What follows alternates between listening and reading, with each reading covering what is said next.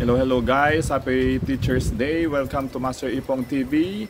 At nandito na po tayo ngayon muli sa pagmumonitor natin sa bagyong si Paulo. So napakalakas na po ng hangin na nararanasan po natin sa kasalukuyan dito po sa ating residensya. Kagagaling ko lang po sa Nueva Ecija High School at katatapos lamang po ng aming sinagawang Teacher's Day program na inisponsor ng ating pong minamahal na principal, si Ma'am Aurora Aguila ng Nueva Ecija High School. So, ayan, naka-uniform pa po tayo ngayon. Ayan po. So, ngayon ay minomonitor natin, napakalakas po ng hangin. Ayan, kitang-kita nyo po dito sa ating residensya. Ay kasalukuyan na pong tumatawid ngayon dito sa kalupaan ng Northern Luzon, Central Luzon area, ang bagyong si Paulo.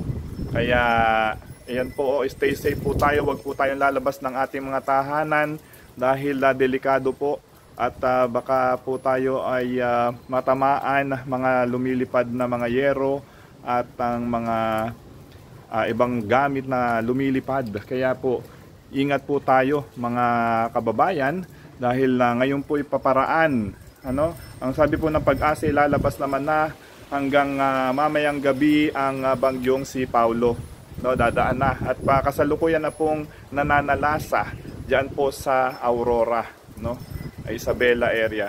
Kaya yan po, masyado na po ang hangin dito sa ating pong residensya.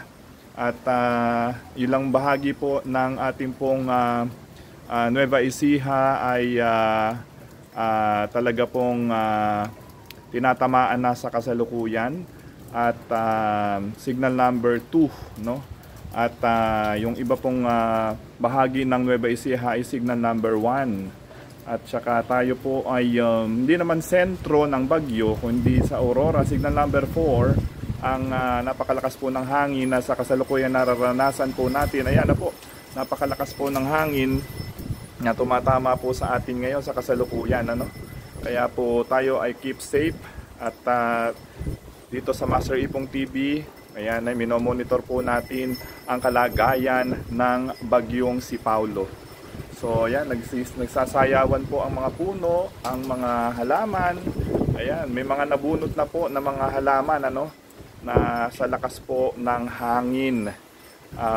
So ayan po, nakikita po natin ay medyo makulimlim pa rin dahil dumadaan po kasalukuyan dito po sa Northern and Central Luzon ang bagyong si Paulo.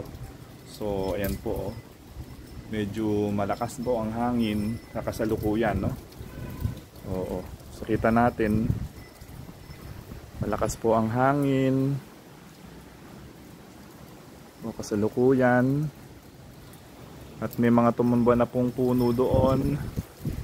Nakasalukuyang pinalilinis po natin yung ating daan dahil po hindi tayo makararaan.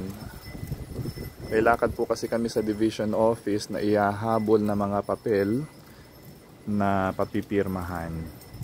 Kaya po kami ay kinakailangan umalis dahil magagamit na po itong ating bagong sasakyan. Ayan po, nakaparada po. So dalawa po yung ating car na nandito ngayon. Kanina po ay e-bike po ang dala ko. Hinahangin po ako sa highway kaya hindi po ako pwedeng dumiretso. Ayan po si bagyong Paulo, ayun, yung kanyang mga ulap na nagdadala ng pag-ulan at ang hangin. Ayan po, nasa kalangitan. Ayan na po yung kanyang buntot ay nararamdaman na po dito sa ating location. O yan po, kaganapan po dito po sa kasagsagan ng pagdaan ni bagyong Paulo sa ating pong lugar. Ayan po. Kaya po ingat po tayo mga kababayan.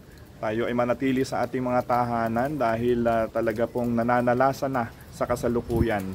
Sana po ay walang masyadong maraming mga casualties, walang masyadong mga pananim na naapektuhan sa bagyong ito. May awa ang Diyos na tayo po ay hindi po tayo maapektuhang masyado at pagpapalain po tayo ng Panginoon.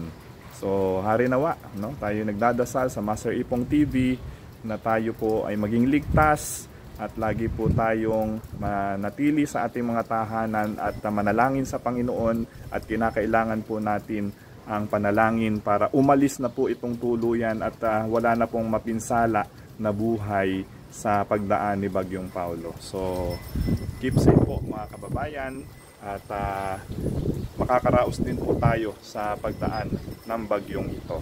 Keep safe.